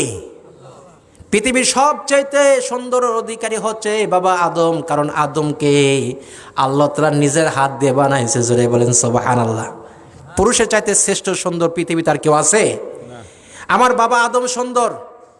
আজকে আমি আপনাদেরকে একটা প্রশ্ন করব, দেখি আপনারা জবাব দিতে পারেন কিনা। আমার চেহারা দেখে অনেকে মনে করছেন হুজুর মনে হয় দয়াল বাবার লোক। আর সালাম সিদ্দিকী যেভাবে ও নৌকার মাঝি আমায় কইরো পার, আমি ভাবতেছিলাম কে রে, আবার কোন দিন থেকে আটরশি মুড়ি ধইছে। আমার অনেকে দেখে বলে হুজুর আপনি কি মহস্থানের লোক, দয়াল বাবার লোক, আটরশির লোক। আমি বলি যে না, আমি কারো লোক না, আমি সুন্নতে রাসূল সাল্লাল্লাহু আলাইহি ওয়াসাল্লাম রেখেছি। আমার রাসূল সাল্লাল্লাহু আলাইহি ওয়াসাল্লাম অলওয়েজ অল টাইম সব সময় গর্দান পর্যন্ত চুল রাখতেন মুহাম্মদ সাল্লাল্লাহু আলাইহি ওয়াসাল্লাম। আল্লাহ রাসূল সাল্লাল্লাহু আলাইহি ওয়াসাল্লাম যখন মক্কা বিজয় করলেন, মক্কা বিজয়টা করেছেন তিনি 8ম হিজরিতে। এই 8ম হিজরিতে মক্কা বিজয় করার পর তার আপন খালাতো বোন হযরতে মাইমুনা রাদিয়াল্লাহু তাআলা আনহা, আল্লাহু আকবার বলেন, একটু জোরে বলেন, আরেকটু জোরে বলেন আল্লাহু আকবার। আমি এই কথাটা বলার আগে এখন কিছুটা লোক হয়েছে ওয়াজ, এখন আমি গিয়ার দেবো আলহামদুলিল্লাহ বলেন। 1 নাম্বার, হ্যাঁ সময় হয়তো কম হবে। সময় কম মানে আমি 2 ঘন্টা ওয়াজ না করা পর্যন্ত আমি শান্তি পাবো না। প্রধান বক্তা বলেন যে ঘুমান, হুজুর 11টা পর্যন্ত ওয়াজ করবে আজকে, 2.5 ঘন্টা 3 ঘন্টা সব জায়গায় প্রধান বক্তা থাকি, এখানে আমার দ্বিতীয় বক্তা। সমস্যা কি? ওয়াজ কে প্রধান কে দ্বিতীয় এটা দেখার বিষয় না, দেখা লাগবে যে কে কোরআন হাদিস থেকে কথা বলে। জোরে বলেন ঠিক কিনা?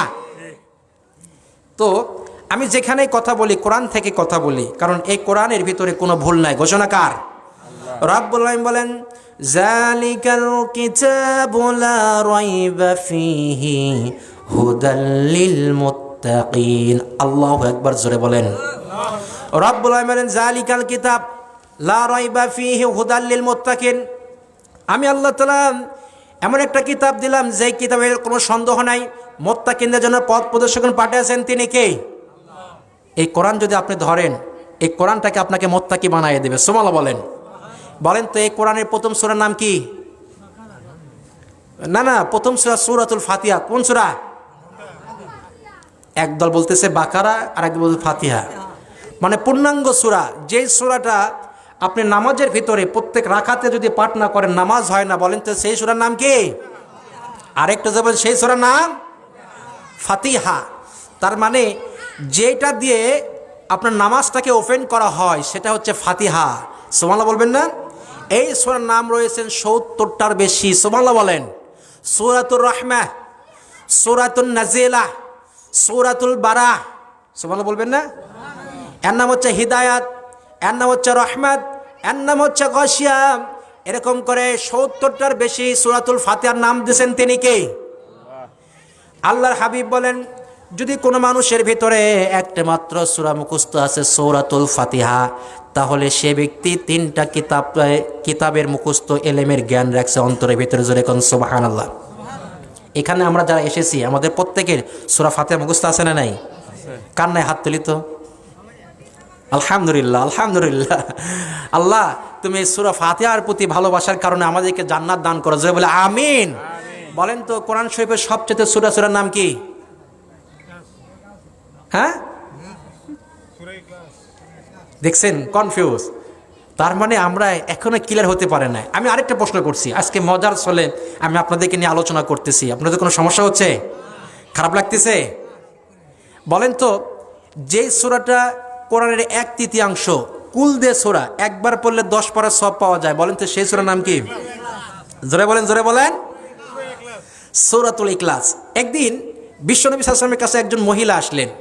একটা মহিলা এসে বলতেছেন, মুহাম্মদ সাল্লাল্লাহু আলাইহি ওয়াসাল্লাম, আপনি তো নবী, আপনি তো রহমত, আপনি তো হচ্ছে একেবারে perfect Superman, the Messenger Muhammad সাল্লাল্লাহু আলাইহি ওয়াসাল্লাম, রাষ্ট্রপতি, সমাজপতি, বিচারপতি, দ্য জাস্টিস। এক কথায় আমার রসুল শুধুমাত্র রাখাল ছিলেন না, রসুল শুধুমাত্র নবী ছিলেন না, রসুল শুধুমাত্র বিচারক ছিলেন না, রসুল বাংলাদেশ শুধুমাত্র নয়, হাজার বাংলাদেশের সময় একটা পার্লামেন্টের রাষ্ট্রনায়ক ছিলেন, যারা বলেন ঠিক কিনা? আগামীর বাংলাদেশ হবে আলেমদের কোরআনের পার্লামেন্ট, যারা বলেন ঠিক কিনা? আপনারা চান কি চান না কোরআন দিয়ে দেশ চলুক, যারা বলেন চান কি চান না? কোন কোন মায়ের সন্তানেরা আগামীর বাংলাদেশ কোরআন দিয়ে চলুক, এটা চান? দুই হাত তুলে আল্লাহরে দেখায় দেয়। লিল্লাহি তাকবীর, লিল্লাহি তাকবীর। তোমার নেতা আমার নেতা, লিল্লাহি তাকবীর। এই যে তোমার নেতা আমার নেতা বিশ্বনবী, একটু ধরে বলেন বিশ্বনবী। আমাদের নেতার ভিতরে জীবনে কোনো ভুল আছে? একটু ধরে বলেন ভুল আছে? আমার রসুলের চেহারার ভিতরে কোনো স্পট আছে? আমার রসুলের আদর্শের ভিতরে কোনো দাগ আছে? ওয়া ইন্নাকা লাআলা খুলুকিন আযীম। আল্লাহু আকবার বলেন। আল্লাহ বলছেন, হাবিব, দুনিয়াতে যত নবী এবং রাসূল এসেছেন তারা তো আদর্শের অধিকারী, কিন্তু আপনাকে আজিম করে পাঠাইছি। সমস্ত নবীদের আদর্শ, মতাদর্শ সব কিছু আমি আল্লাহ তাআলা আপনাকে আজিম করে পাঠাইছেন। আল্লাহু আকবার বলেন। চাঁদের চেয়েও সুন্দর তুমি নবী আমার কামলিওয়ালা, সুবহানাল্লাহ বলেন। দু জাহানের বাদশাহ নবী, দু জাহানের বাদশাহ নবী, প্যারা নবী সাল্লিওয়ালা। চাঁদের চেয়েও সুন্দর তুমি নবী আমার কামলিওয়ালা। লিল্লাহি তাকবীর। আলহামদুলিল্লাহ। আপনাদের এখানে আমি দেখতে পাচ্ছি এখন কিছুটা হচ্ছে লোকজন এসেছে। আমি এখন একটা 3টা তাকবীর দিয়ে আজকে মূল আলোচনায় চলে যাব। আপনাদের ভিতরে যাদের বয়স 40-এর ওপর থেকে একেবারে 100 পর্যন্ত, তারা একটু হাত তোলেন তো। 40-এর ওপর থেকে 100 পর্যন্ত একটু হাত তোলেন। 100 পর্যন্ত কেউ আসেন এখানে? কেউ নাই 100 পর্যন্ত না, মানে ওই পর্যন্ত মেয়াদ এখনো পায় না। হাত তোলেন। আমি বলছি কি নামাইতে? হুজুর ছোট দেখতেছেন, চুল বড় দেখতেছেন, তারপর মনে করতেছেন হুজুর কি জিনিস।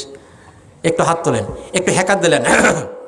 দেখি যাদের 40-এর ওপরে একটু বুড়ো টুড়ো হয়ে গেছেন, নাতি হয়েছে, নানা হয়েছেন, নানা ভাই হয়েছেন, দাদা ভাই হয়েছেন, একটু জোরে করে তাকবীর দিতে পারবেন তো ইনশাল্লাহ? একটু আল্লাহর জন্য তাকবীর দেন। লিল্লাহি তাকবীর।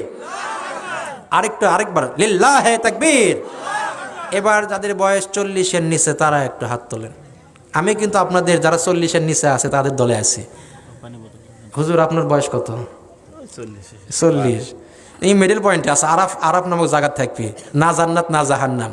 এবার 40-এর নিচে যারা আছেন তারা একটু হাত তোলেন, আমি সহকারী। ইয়া আল্লাহ, একটু তাও একটা তাকবীর মানেন। লিল্লাহি তাকবীর। এবার কে আওয়ামী লীগ, কে বিএনপি, কে জামাত ইসলাম, আমার বাপজন সহকারে যারাই আমরা এখানে আছি, 3 তাকবীর দিয়ে আজকের মূল যে সাবজেক্ট, আমার যে আয়াতে কারিমা তেলাওয়াত করছে সেখান থেকে আলোচনা শুরু করবো ইনশাআল্লাহ। এবার আপনারা রেডি তো ইনশাআল্লাহ? তাকবীর দিবেন, মানে এমনভাবে তাকবীর দিবেন যাতে করে আপনাদের এলাকায় যে ঘরের ভিতর থেকে যারা শুনছে তারা যারা মনে করে যে এখানে কিছু একটা হচ্ছে, কিছু একটা হচ্ছে, কোরআন থেকে কথা বলা হচ্ছে, আল্লাহর রহমত নাজিল হচ্ছে। একটু হাত তোলেন, 2 হাত তোলেন সবাই। লিল্লাহি তাকবীর। হাতগুলো এরকম করেন তো, এরকম করেন তো। লিল্লাহি তাকবীর। লাস্ট এবং ফাইনাল লিল্লাহি তাকবীর। আল্লাহু আকবার। আল্লাহ তুমি তাকবীরগুলোকে কবুল করে না, জোরে বলে আমিন। আল্লাহ এই তাকবীর পৃথিবীতে থাকবে যতদিন, এই পৃথিবীতে তাকবীর থাকবে যতদিন, ততদিন পর্যন্ত কোনো বেঈমান মসজিদের মুয়াজ্জিম সাহেবের আজানকে বন্ধ করতে পারবে না। জোরে বলেন ঠিক কিনা? কারণ এই তাকবীর প্রথম দিয়েছে হযরত ওমর, মাত্র 11 জন সাহাবী নিয়ে দারুল আরকাম ইবনে আরকামের বাড়ি থেকে বিশ্বনবীর কাছে প্রথম দিনে ইসলাম গ্রহণ করে বলতেছেন, মুহাম্মদ সাল্লাল্লাহু আলাইহি ওয়াসাল্লাম, আপনি হক, আপনার আল্লাহ হক, কোরআন হক, ইসলাম হক। এটা যদি হয়, আমি ওমর 11 জন সাহাবীকে নিয়ে দ্বিতীয় কাতারে দাঁড়িয়ে থেকে লিল্লাহে তাকবীর দেব। পৃথিবীর কোনো বেঈমান ওমরের তাকবীরকে বন্ধ করতে পারবে না। জোরে বলেন ঠিক কিনা? আজকে যারা বলেন যে এই তাকবীর স্লোগান হচ্ছে জঙ্গিদের স্লোগান, ও মুসলমান মনে করেন, যারা বলে যে এটা লিল্লাহে তাকবীর জঙ্গিদের স্লোগান, ওদের জন্মের সময় মনে হয় কোনো মুয়াজ্জিম সাহেব ওদের কানের কাছে আজান দেয় না। জোরে বলেন ঠিক কিনা? আমরা যখন পৃথিবীতে এসেছি, মায়ের গর্ভ থেকে আমাদের ডান কানে আজান আছে না নাই? একটু জোরে বলেন আছে না নাই? আমাদের বাম কানে একামত আছে না নাই?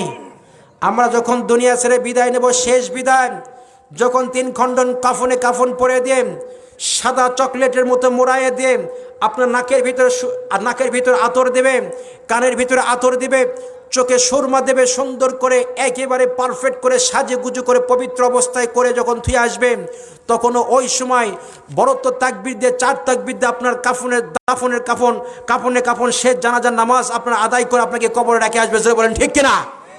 ও মুসলমান, যারা কোরআনের তাকবীরকে সহ্য করতে পারে না, যারা কোরআন দেশ চলে গেলে সহ্য করতে পারে না, যারা পার্লামেন্টে ইসলাম জায়গায় সহ্য করতে পারে না, এরা নামে মুসলমান হতে পারে, মূলত এরা আবু জেহেলের উত্তরসূরি। বলেন ঠিক কিনা?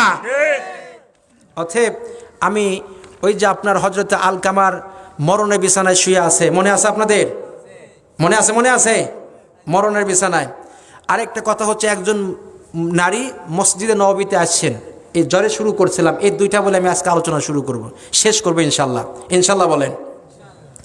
এই জন্য রব্বুল আলামিন বলেন, ইয়া আইয়ুহাল্লাযীনা আমানুত্তাকুল্লাহা ওয়াল তানজুর নাফসুম মা কদ্দামাত লিগাদ ওয়াত্তাকুল্লাহ ইন্নাল্লাহা খবীরুম বিমা তা'মালুন। আল্লাহু আকবার। রব্বুল আলামিন বলেন, ইয়া আইয়ুহাল্লাযীনা আমানু, হে বিশ্বাসীরা, আপনারা যারা এখানে এসেছেন সকলে বিশ্বাস আল্লাহর প্রতি আছে না নাই? আর একটু জোরে বলেন আছে না নাই? যারা আল্লাহর প্রতি ঈমান এনেছেন, রসুলের প্রতি যারা ঈমান এনেছেন, পরকালের প্রতি যারা ঈমান এনেছেন, জান্নাত জাহান্নামের প্রতি যারা ঈমান এনেছেন, তারা হচ্ছেন আমানু। তারা কি? আমানু মানে বিশ্বাসী। পুলসিরাত আছে, জান্নাত আছে, জাহান্নাম আছে। বলেন তো আমার নবী শেষ নবী, এটা যারা বিশ্বাস করে তারা হচ্ছে আমানু। আর যারা বিশ্বাস করে না, কাদিয়ানীরা, নামে মুসলমান কাজে হচ্ছে কাট্টা কাফের। জোরে বলেন ঠিক কিনা? আমার নবীর পরে দুনিয়াতে কোনো নবী আসবে? জোরে বলেন আসবে? কিন্তু বাংলাদেশে আছে কাদিয়ানীরা, নবীর পরে নবী দাবি করে। যারা এই পৃথিবীতে নবী পরে নবী দাবি করে, এরা হচ্ছে কাট্টা কাফের ঘোষণাকার।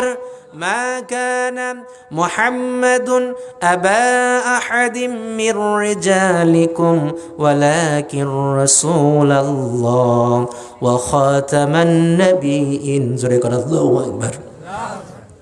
আল্লাহ তাআলা বলেন, আমার রসুলের পরে কোনো রসুল নাই, তারপরে কোনো নবী নাই, তিনি হচ্ছেন শেষ নবী। আমার নবীর পরে কোনো নবী আসবে না। জোরে বলেন ঠিক কিনা? ওই নবী তিনি বলছেন, ইয়া আইয়ুহাল্লাযীনা আমানু, হে বিশ্বাসীরা। রব্বুল আলামিন বলেন, ইয়া আইয়ুহাল্লাযীনা আমানুত্তাকুল্লাহ ওয়াল তানজুর নাফসুম মা কদ্দামাত লিগাদ। হে বিশ্বাসীরা, তোমরা যারা আমি আল্লাহর প্রতি ঈমান এনেছো, তোমরা ভয় করো কারে? আরেকটু জোরে বলেন, ভয় করতে হবে কারে? আমরা যখন শেখ হাসিনা ছিল, আমরা র্যাবকে ভয় করছি, পুলিশরা ভয় করছি, আল্লাহরে ভয় করি না। জোরে বলেন ঠিক কিনা? জুল বলছে, তুমি কি জামাতে ইসলাম করে? কয় না, ও কিন্তু জামাতে ইসলামের লোক। এখন দেখবেন যে যারা বলছে না, এরা জামাতে ইসলামের অফিসে আগে যায়, আগের চেয়ে দখল করে, এরাই নাকি এরা দায়িত্ব নিচ্ছে। জোরে বলেন ঠিক কিনা? দেখবেন যে যারা শেখের আমলে পুলিশ বলছে, তুমি কোন দল করে? কয় না, জামাত ইসলাম করি না, আমি আওয়ামী লীগ করি। আমার এলাকার ঘটনা, আমার আফুন চাচাতো ভাই হুজুর, নাম বলতেছে না, গীবত হয়ে যাবে, আমার নামে 6টা মামলা। সুবহানাল্লাহ বলেন, নাউজুবিল্লাহ বলবেন না? আমাদেরকে বলে, হুজুর আপনাদের নামে মামলা, আপনারা জেলখানা যান, রসুলের সুন্নাত আদায় করেন, আপনারা খুব ভালো কাজ করতেছেন। আমি একজনের বললাম, বেটা চল তোর যে তুই আসি, তুইও সুন্নত আদায় কর। কয় না হুজুর, এই কথা বলেন না। বিশ্বনবী বলেন, ক্বালা রাসূলুল্লাহ সাল্লাল্লাহু আলাইহি ওয়াসাল্লাম, আদ-দুনিয়া সিজনুল মুমিন ওয়া জান্নাতুল কাফির। আল্লাহর হাবিব বলেন, মুমিনদের জন্য দুনিয়াটা জেলখানা, আর কাফের বেঈমানদের জন্য দুনিয়াটা জান্নাতের বাগান বানাইছেন তিনি কে? দেখতে পেলাম আমার হুজুর ভাই, রাত 10টার সময় আমার এলাকার ওয়ার্ড যিনি সেক্রেটারি, ওয়ার্ড সভাপতি আব্দুল বারী মণ্ডল আমার নামে 6টা মামলা দিয়েছে। 6টা মামলা দিয়েছেন।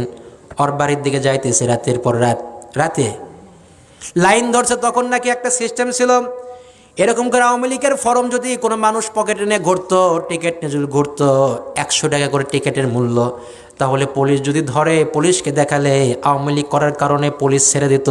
এরকম সময় আমাদের সামনে ছিল কি ছিল না? হ্যাঁ বলেন, ছিল কি ছিল না?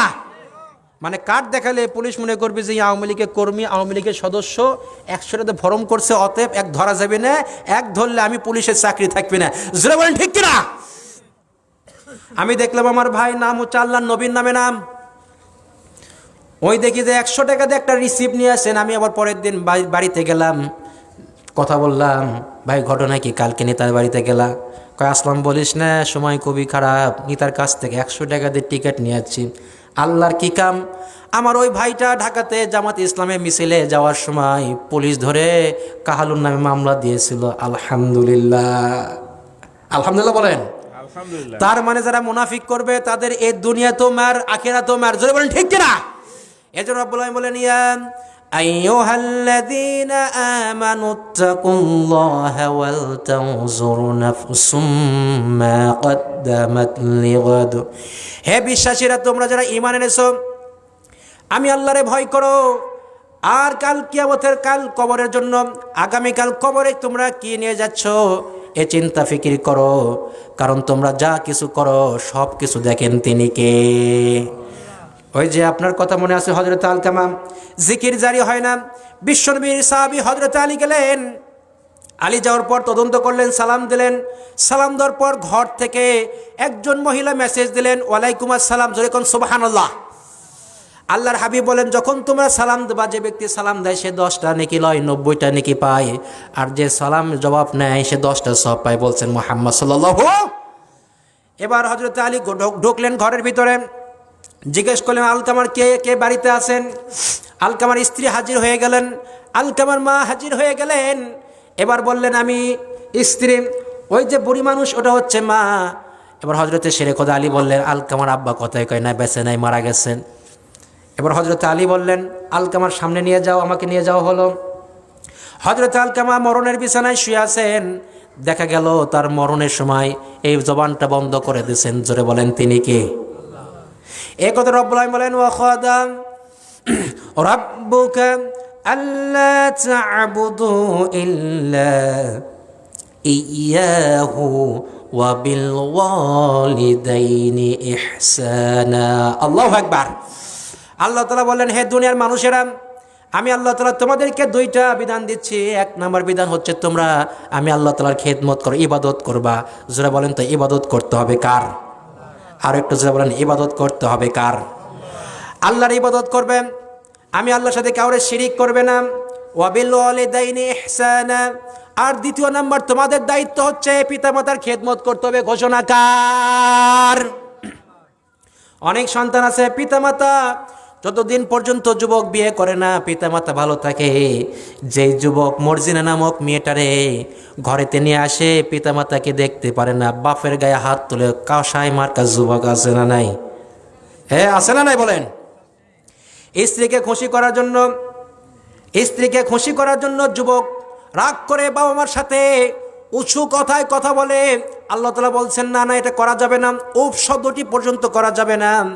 2টা বিধান দিলাম। 1 নম্বর বিধান হলো তোমরা আমি আল্লাহর ইবাদত করবে।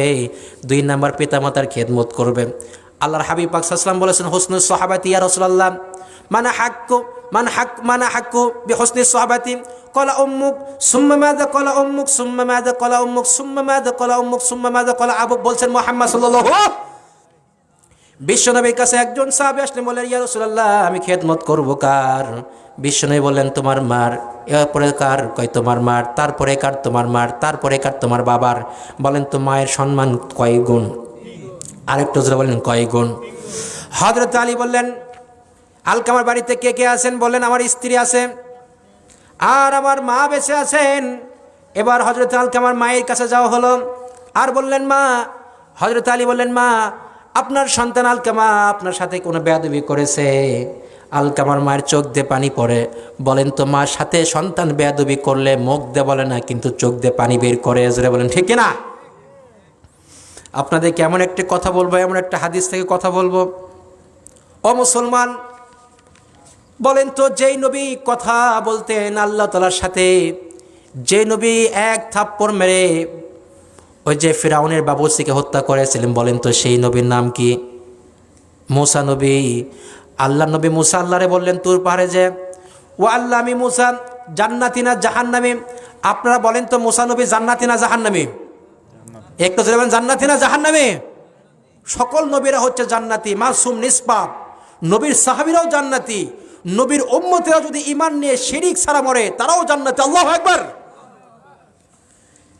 এবার মুসা নবী তুর পাহাড়ে গেলেন, আল্লাহরে বলেন আল্লাহ, মানে ফোন লাগাছেন কার কাছে? কার কাছে ফোন লাগাছেন?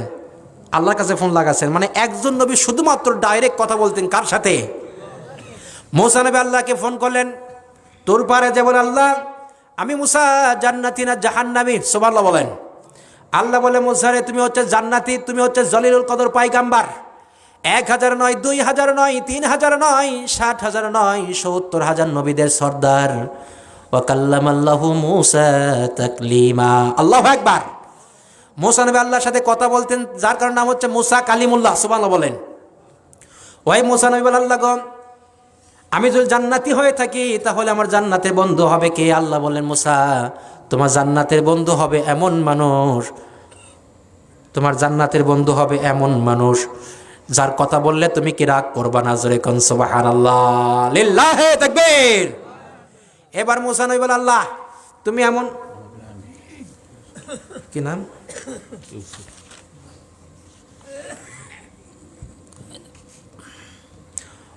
মোহাম্মদ আলমগীর আলম কামাল সাবেক, দ্বিতীয়টা না?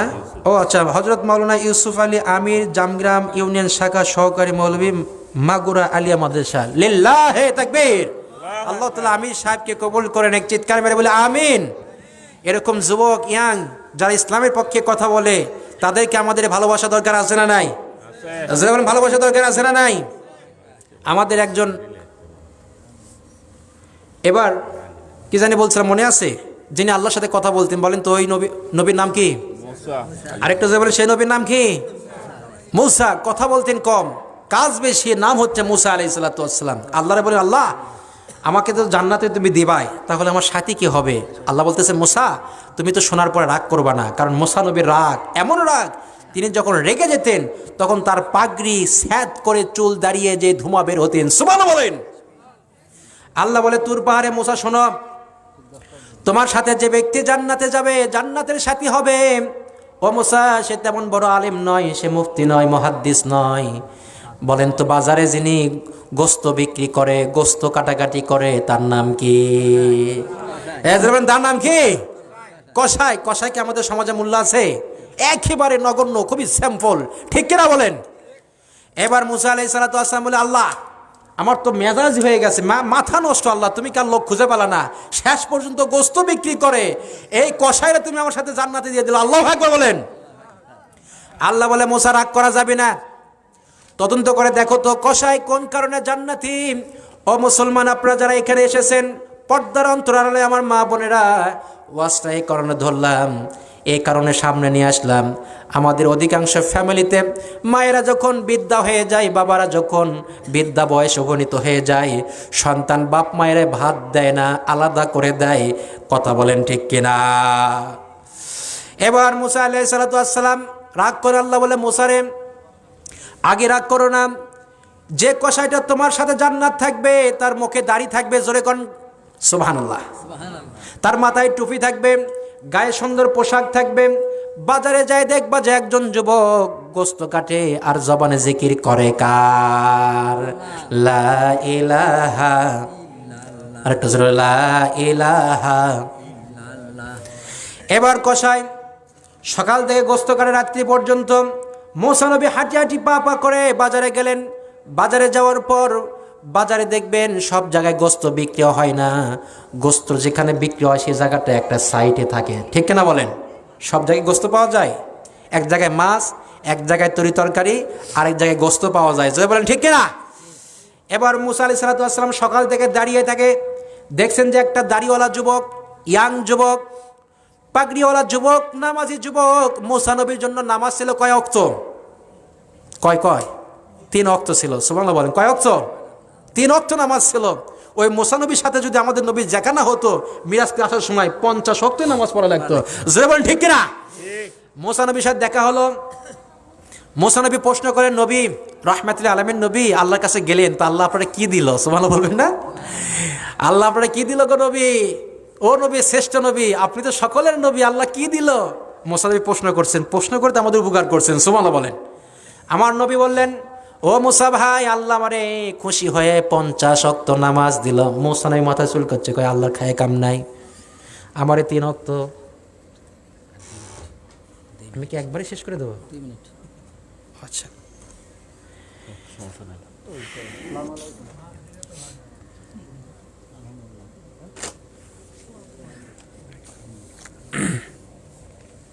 কি জানি বলছিলাম?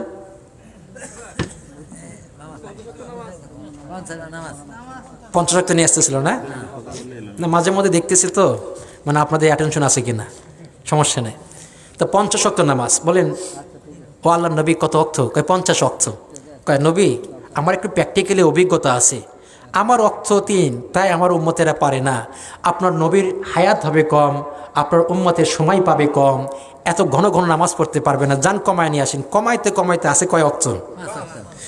এরপরে আবার নিয়ে আসতেছেন, আবারও দেখা, আবারও দেখা। বলতেছেন নবী কত কমাইলি? কয় 45 কমাইছে। সুবহানাল্লাহ বলেন।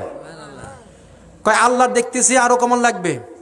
এবার আমার দয়ার নবী রাহমাতুল আলামিন নবী তিনি বললেন, মুসা নবী আমি তো আল্লাহর কাছে বারবার যাইতে লজ্জা লাগে, আমার নবীর লজ্জা আছে না নাই? এই পৃথিবীতে যত নবী আছে তার ভিতরে সবচেয়ে বেশি লজ্জাশীল হচ্ছে মুহাম্মদ সাল্লাল্লাহু আলাইহি ওয়াসাল্লাম। এত বেশি লজ্জা করতেন, একটা নারী যত বেশি লজ্জাশীল ছিলেন তার চাইতে আমার নবী বেশি লজ্জাশীল। সুবহানাল্লাহ বলেন। কোনোদিন কোনো নারীর দিকে চোখ তুলে কথা বলতেন না, কোনোদিন কোনো মানুষের দিকে কাফেরকে কাফের বলতেন না, কোনোদিন কোনো মানুষকে নিজের হাতে আঘাত করে নাই। এর নাম হচ্ছে রাহমাতুল আলামিন। সুবহানাল্লাহ বলেন। এবার মুসা আলাইহিস সালাতু ওয়াস সালাম বলেন, না আপনার উম্মত পারবে না, যান কমায় নিয়ে আসেন। আমার নবী মুসা নবীর সাথে দাঁড়িয়ে আছেন আর বারবার আসমানের দিকে তাকাইতেছেন, আল্লাহর আরশে আজিমের দিকে তাকাইতেছেন। আল্লাহ বলেন, নবী আপনার তাকানি আমি আল্লাহ তাআলা বুঝে ফেলেছি গো নবী, কমাইতে কমাইতে 5 ওয়াক্ত দিলাম। আপনার উম্মত যদি 5 ওয়াক্ত নামাজ পড়ে 50 ওয়াক্ত নামাজের ওয়াক্ত সব দেবেন তিনি কে? ওই মুসা নবী বাজারে গেলেন, সকাল থেকে দেখলেন একজন কসাই গোস্ত বিক্রি করে আর মুখ দিয়ে জিকির করে কার? এবার সন্ধ্যার সময় ওই যুবক কসাই সব গোস্ত বিক্রি করা শেষ, শুধুমাত্র সামান্য কিছু কলিজা থাকে। গোস্তর ভিতরে সেরা গোস্ত হচ্ছে কলিজা গোস্ত। সুবহানাল্লাহ বলেন, ঠিক কিনা?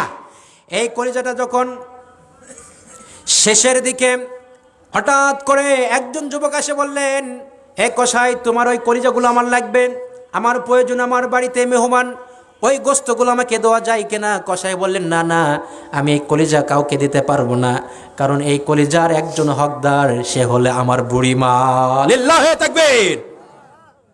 এবার যুবক বললেন, কসাইকে যুবক বললেন, আরে কসাই আমি তোমার 200 টাকা 400 দেব, 400 টাকায় 1000 টাকা দেবো, তাও এই কলিজাটা আমারে দিয়ে দাও। এবার কসাই যুবক বললেন, না, তামাম দুনিয়ার সব সম্পদ যদি আমার এক হাতে দিয়ে দাও, আর এক হাতে যদি আমার মায়ের জন্য খাবার প্রিয় কলিজা যদি থাকে, আমি দুনিয়ার সম্পদকে লাথি মেরে আমার মায়ের প্রিয় খাবারটাকে আমি ধরতে চাই। জোরে কোন সুবহানাল্লাহ। এবার সন্দেহ করে টোকলা করলেন। কসাই যুবক বাড়িতে গেলেন, মুসা নবী দূর থেকে দেখলেন আজব একজন কসাই, দুনিয়ার কোনো টাকার কোনো পরোয়া করে না, লোভ নাই, হাঁটি হাঁটি পা পা করে যখন কসাই বাড়িতে গেলেন, বাড়িতে যাওয়ার পর ঘরের ভিতরে ঢুকলেন। ঘরের ভিতরে ঢোকার পর ঘর থেকে বয়বৃদ্ধ একজন বুড়ি মানুষ, 100-র বেশি বয়স। যত মানুষের বয়স হয় তত মানুষের মেজাজ, মন, শরীরের শক্তি কমে আসে, চোখ দিয়ে দেখতে পারে না। জোরে বলেন ঠিক কিনা? যাদের বাড়িতে মা আছেন 100-র বেশি বয়স, দেখবেন যে ওই মা বিছানাতে পেশাব করে। জোরে বলেন ঠিক কিনা? ওই মা শিশু বাচ্চাদের মতো সন্তানের কাছে 2 হাত পেতে বলে, আমার এই খাবার দাও, ওই খাবার দাও। ও যুবকেরা, ও পর্দার ভিতরে মা বোনেরা, আজকে তুমি যুবতী, আমার বোন, আমার ভাবি, আমার স্ত্রী। একসময় আমার জনম দুঃখী মা ওই রকম একজন যুবতী ছিল। সেও একজন টাকরা যুবক ছিল, কারো কাছে মাথা নত করে নাই, 2টা জিনিস চাই নাই, কারো কাছে 10 টাকার জন্য হাত পাতে নাই। আমরা যখন মায়ের কাছে ছোটবেলা চাইতাম, মায়ের কাছে চাওয়া লাগে নাই, মা বলতো খোকা খাসনি, তুই খা। মা তার নিজের খাবারটা না খেয়ে, জনম দুঃখী মা নিজের খাবারটা না খেয়ে, নিজের গোস্ত না খেয়ে, নিজের সুন্দর পোশাক পরিধান না করে এতিম সন্তানের দিকে, বাবা হারা সন্তানের দিকে, দরিদ্র সন্তানের দিকে নিজের সবচেয়ে প্রিয় জিনিসটা দিত। এবার অসহায় বৃদ্ধ মায়ের ঘরে ঢুকলেন কষাই। ঘরের ভিতরে ঢোকার পর, ঘর থেকে বের করে নিয়ে আসার পর, সকালবেলা কষাই বুড়ি মারি থুয়ে যায়, সন্ধ্যার দিকে বাড়িতে ফিরে আসেন। এবার বুড়ি মা পেশাব পায়খানাগুলো নিজের হাতে পরিষ্কার করে দিলেন। সুবহানাল্লাহ বলেন। পেশাব পায়খানা পরিষ্কার করে দিলেন। জনম দুঃখী মায়ের শরীর থেকে যখন ওই জামাটা খুলতে লাগলেন, বৃদ্ধ মানুষের পায়খানার দুর্গন্ধ, পেশাবের দুর্গন্ধ, কষায় দুর্গন্ধ মনে করছেন না, কারণ পৃথিবীতে আল্লাহ তাআলা 2টা জান্নাত দান করেছেন। জোরে কোন সুবহানাল্লাহ। কয় জান্নাত? কয় জান্নাত? 2 জান্নাত। আল্লাহ রাসূল বলেছেন, তোমার বাপ একটা জান্নাত, মা একটা জান্নাত। বলছেন মুহাম্মদ সাল্লাল্লাহু, যদি তোমার পিতামাতা তোমার জন্য দোয়া করেন তাহলে তোমাকে জান্নাত বানায় দেবেন। তিনি কে? পিতামাতা খুশি, আল্লাহ খুশি। পিতামাতা নারাজ তো আল্লাহ নারাজ।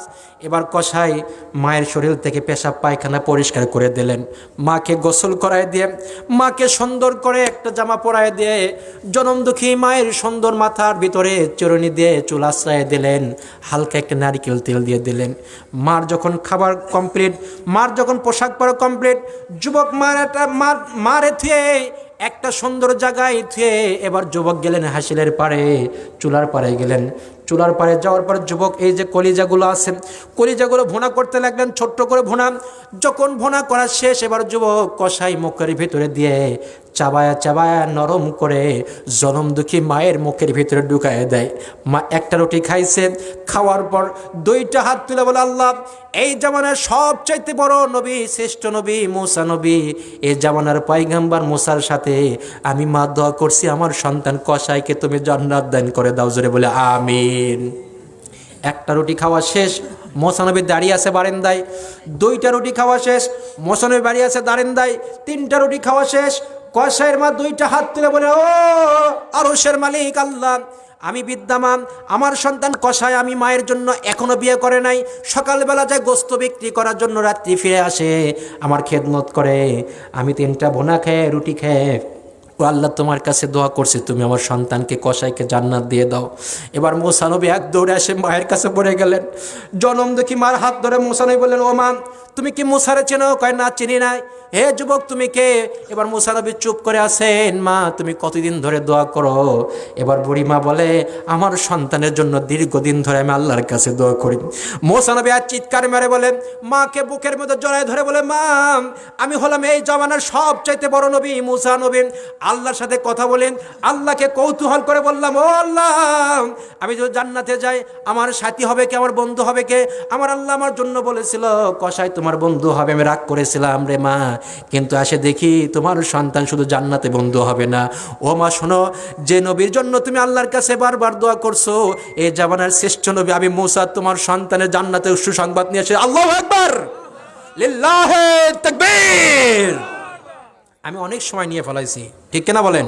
কারণ আমাদের সম্মানিত মেহমান, আমিও একটা ওয়ার্ডের দায়িত্বশীল, আর একজন দায়িত্বশীলকে বসে রেখে যে কথাগুলো বলেছে, আমি আশা করছি যে আমার দায়িত্বশীল মন খারাপ করে নাই, কারণ আমি একবারে শেষ করে নামে দিচ্ছি। সুবহানাল্লাহ বলেন। আপনারা কি মন খারাপ করছেন?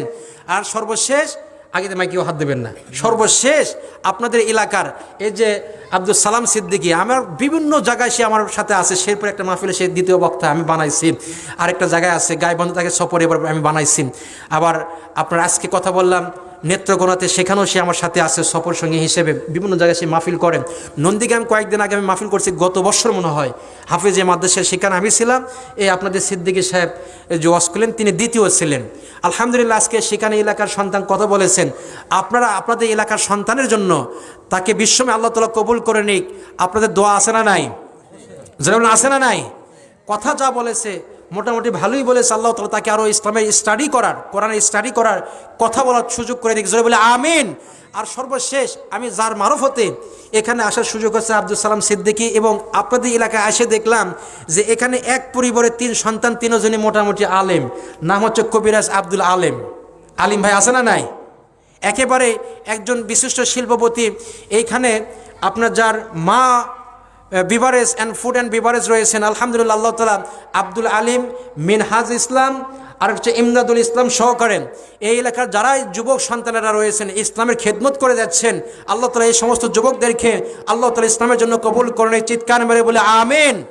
এবং আরেকটা কথা শুনে আপনারা খুশি হয়ে যাবেন, মৌলানা আব্দুল আলিম সাহেব মাঝে মধ্যে যদি আমার কোনো প্রাইভেট কার লাগে, আমি প্রধান বক্তা যেখানে যেখানে হই সেখানে আমি আব্দুল আলিম সাহেবের যে প্রাইভেট কার আছে আমি নিয়ে যাই, এবং তিনি যথেষ্ট পরিমাণ আমার কাছ থেকে এমনকি হাদিয়াও নেয় না যে হুজুর আসলাম ভাই আপনার হাদিয়া দেওয়া লাগবে না, আল্লাহ তাআলা আপনি যে খেদমত করছেন এই খেদমত যেন আল্লাহ তাআলা কবুল করে নেয়, আপনার ওসিলা যেন আমি সওয়াব কামাই করতে পারি, লিল্লাহি তাকবীর।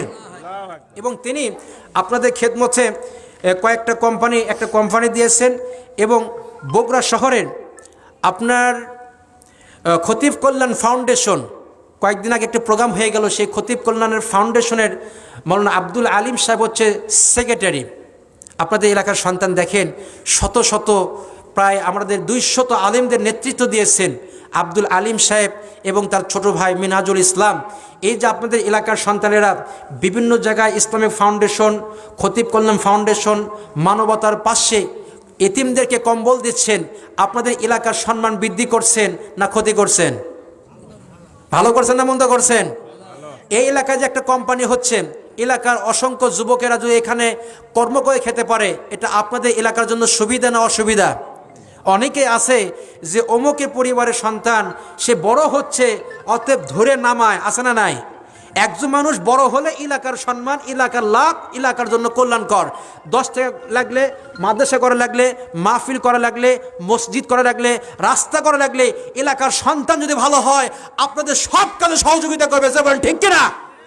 অতএব আমরা হিংসা না করে, আমরা ভেদাভেদ ভুলে যে মানুষটা একজন আলেম হিসেবে আছে, আল্লাহ তাআলা তাকে দোয়া করবেন যাতে করে আল্লাহ তাআলা তার পরিবারে রহমত করে, তার পরিবারে বরকত দান করে, এবং তার পরিবারে যারা কবরে চলে গেছে আল্লাহ তাআলা, আমার আব্দুল সালাম ভাইয়ের বাবা মা কবরে চলে গেছেন, সহকারে আজকের মাহফিলে যারা এসেছেন আমাদের সম্মানিত সভাপতি, সহসভাপতি আমির সাহেব সহকারে যারা আপনারা এসেছেন, আমি হয়তো বা 2 ঘন্টা 2.5 ঘন্টা কথা বলতে পারলে আর অনেক লোক হলে আমার সুবিধা হইতো, কারণ আমরা কথা বলার যদি শ্রোতা না থাকে আমরা কিন্তু বলতে পারি না, ঠিক কিনা বলেন? শ্রোতা যত বেশি হয় হুজুর তত ওয়াজ ষাটে ভালো হয়। তো আল্লাহ তাআলা আমার আলোচনা যদি কোনো মিস্টেক কোনো কথা বলি, কোনো মানুষ যদি কষ্ট পেয়ে থাকেন, আল্লাহর রাস্তায় ক্ষমা করে দেবেন। আর আমার জন্য যদি আপনাদের কখনো প্রয়োজন পড়ে, আমার বন্ধুবর রয়েছেন আব্দুল সালাম সিদ্দিকী সাহেব, তার সাথে যোগাযোগ করবেন। আপনাদের সুস্বাস্থ্য কামনা করছি। আল্লাহ তাআলা আমাদেরকে আগামীর বাংলাদেশ, ইসলামের বাংলাদেশ, এই তামান্না দেখা আল্লামা সাঈদী সাহেবের স্বপ্ন পূরণ করার তৌফিক দান করুক। সকলে বলে আমিন। ভালো থাকবেন, সুস্থ থাকবেন। আসসালামু আলাইকুম ওয়া রাহমাতুল্লাহি তাআলা ওয়া বারাকাতুহু। আলহামদুলিল্লাহ।